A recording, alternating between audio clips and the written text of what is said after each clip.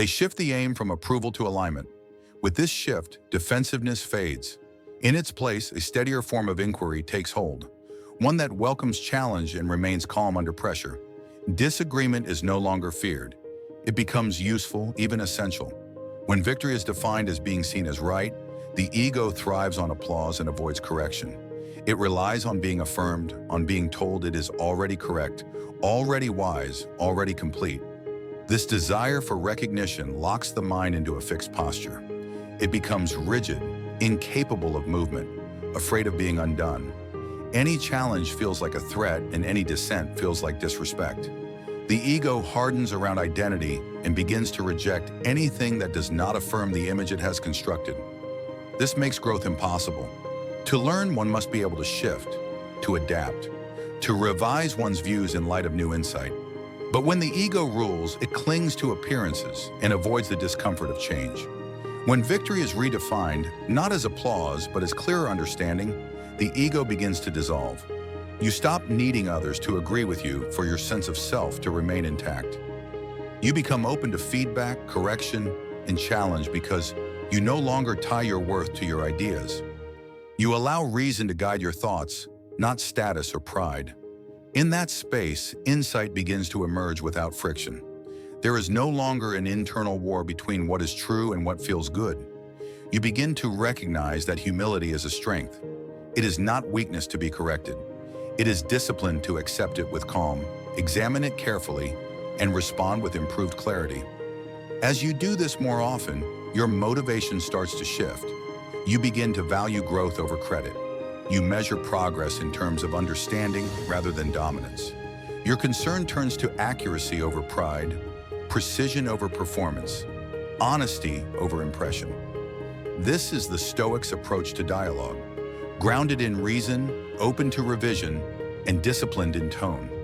It is a method that quiets the ego and clears the way for truth to take root. The Stoic does not chase a reputation for wisdom. They pursue wisdom itself. They enter every exchange not with the intent to win, but with the intent to grow.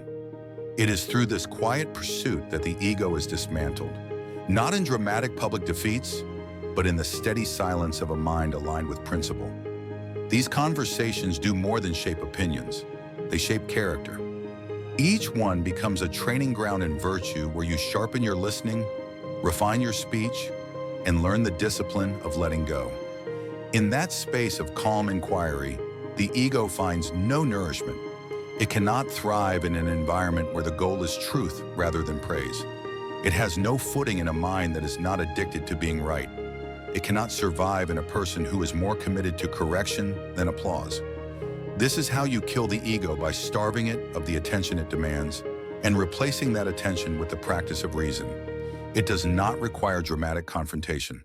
It requires the quiet habit of choosing truth again and again, even when your pride resists. This daily choice becomes a force that transforms your inner life. In that stillness, the ego has nowhere left to hide. Chapter 3. Accept criticism without defense. The ego reacts to criticism as though it were a direct and dangerous threat to your personal worth. It instinctively moves to defend, justify, or shift blame, often before you have even had time to fully process what is being said. This reflex can become so quick, so ingrained that you may not notice it taking hold until after it has shaped your response.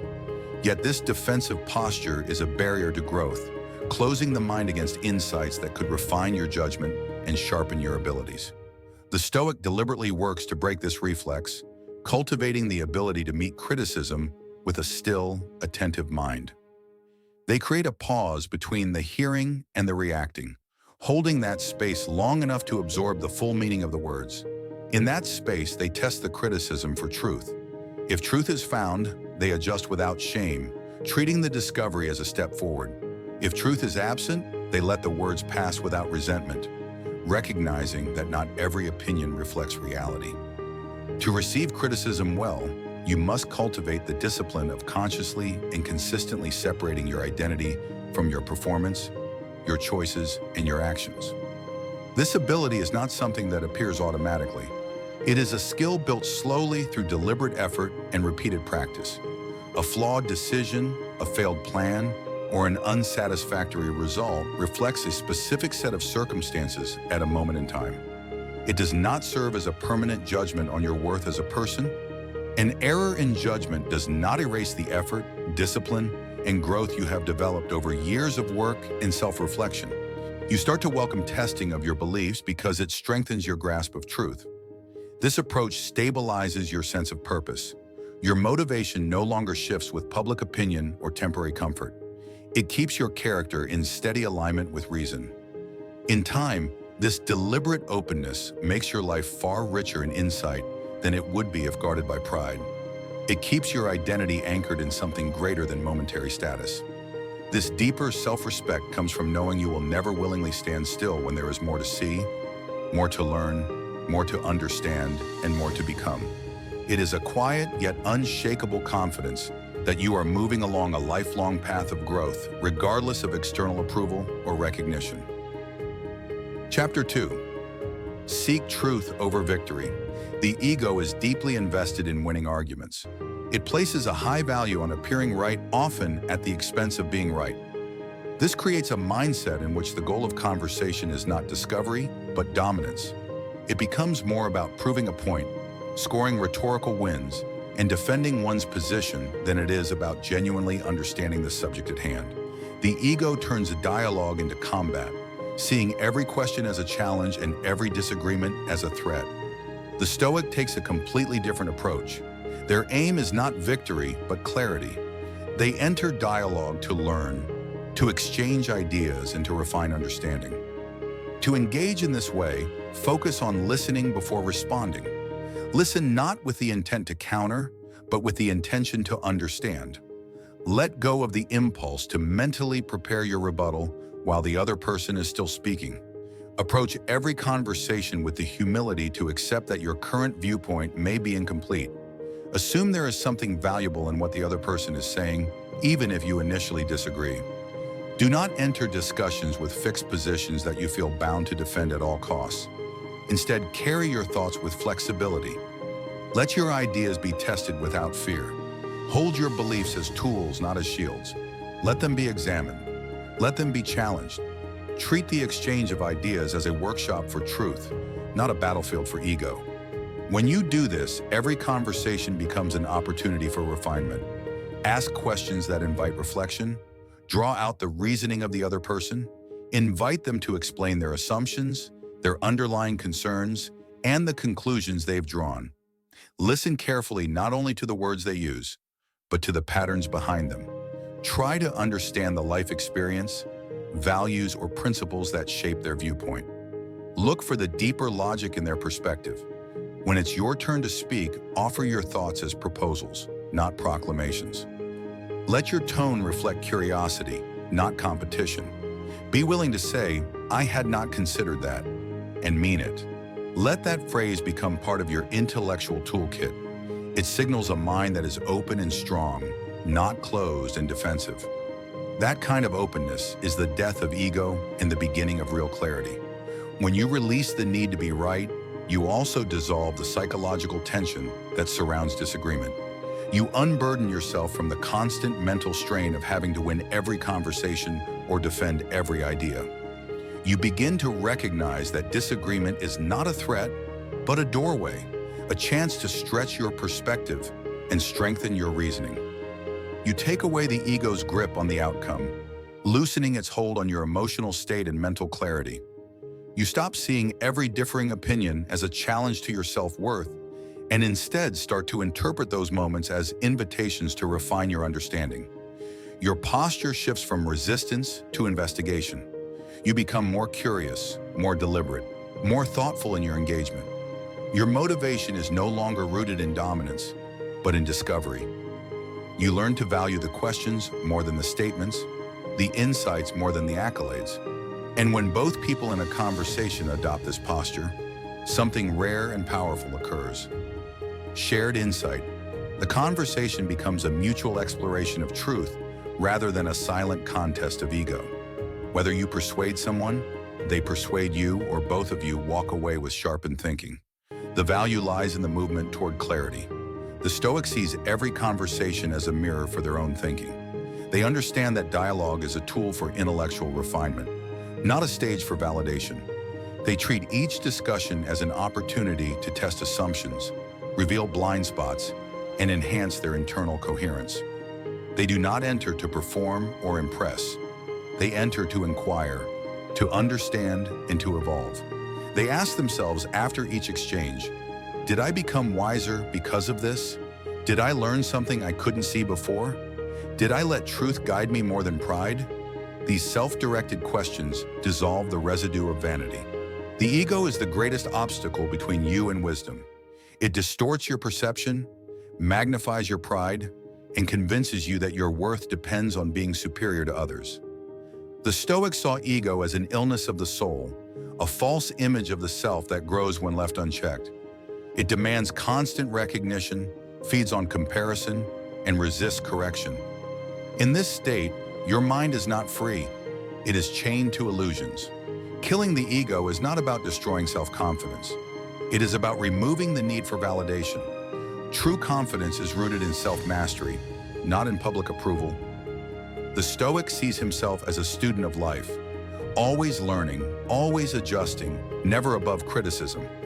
This is the opposite of the ego's posture, which assumes it already knows enough and resents anyone who suggests otherwise. The destruction of the ego is a daily practice. It cannot be done in one decisive moment. Each day offers chances to loosen its grip. Every time you accept correction, every time you put service before recognition, every time you listen without preparing to argue, you weaken the ego's hold.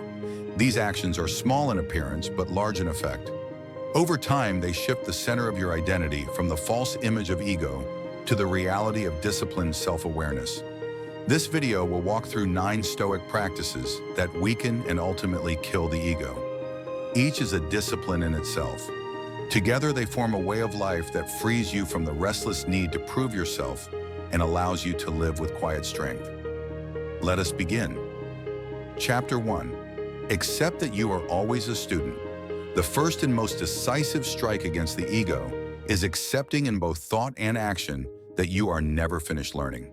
This is not a casual admission, but a deliberate commitment to live in a state of continual growth. The ego resists this commitment because it thrives on the illusion that mastery is a permanent state. It seeks comfort in the belief that once a certain level of knowledge or skill has been reached, one is beyond correction. The Stoic rejects this illusion entirely.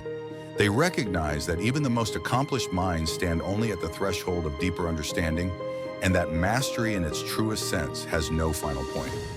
Marcus Aurelius made this awareness part of his daily discipline. Even as the most powerful man in the empire, he treated himself as a lifelong student, not only of philosophy, but of nature, human behavior, and the patterns of his own mind. The role of a student is an act of humility in itself. It accepts the necessity of instruction. It welcomes correction without resentment. It seeks truth as a treasure, not as a means to appear superior. To bring this into daily life, put yourself consciously in the role of the learner. Seek out those who hold greater expertise, even if their achievements in other areas seem smaller than yours. Listen with the intent to understand rather than to prepare a reply. When you revisit a subject you believe you know well, engage with it as though encountering it for the first time. Ask yourself, what details have I overlooked? What assumptions am I making without evidence? This return to the beginner's mindset keeps the ego from solidifying into arrogance. Expand your sources of learning. Read widely and from perspectives you might initially dismiss. Allow challenges to your beliefs to sharpen your understanding instead of provoking your defensiveness. Recognize that knowledge that is never tested or expanded begins to decay. The student's posture does not diminish your self-respect. It deepens it in ways that are both lasting and liberating. It builds a foundation of quiet strength that does not depend on the shifting perceptions of others. It affirms that your value is not tied to how much you know in this moment, but to your willingness to keep seeking and refining. This posture is a clear recognition that reality is always far larger, deeper, and more complex than your current grasp of it, and that this truth is a source of motivation rather than discouragement. When you choose to learn instead of defend your status, you send a clear message to yourself and to the world that truth, growth, and the pursuit of wisdom hold a higher place in your values than the fragile comfort of pride. This choice develops a resilience that is nourished by challenge rather than threatened by it, because each obstacle or differing perspective becomes more material to refine your understanding. You begin to value the act of learning not merely for the knowledge it produces, but for the mental discipline, humility, and clarity it fosters within you. As this mindset takes root, it grows into a reliable habit of mind, one that naturally seeks to expand beyond old boundaries. You find yourself opening doors to experiences, studies, and disciplines that once seemed outside your concern, discovering connections between ideas and principles that deepen your wisdom